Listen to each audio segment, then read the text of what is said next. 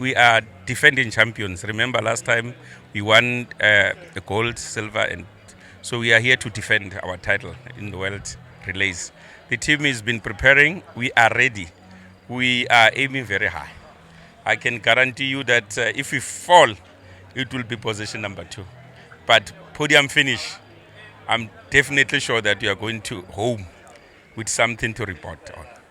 Obviously, you know the big 3, which is Jamaica, USA, as well as Botswana. I think those are the ones that will be serious giving us competition. But we've beaten them many times. We beat them at World Athletics last and then even in Olympics.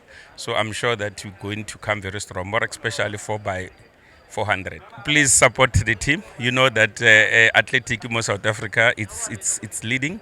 It's something that is putting South Africa on the map. Please rally behind the team and then we are bringing medals home.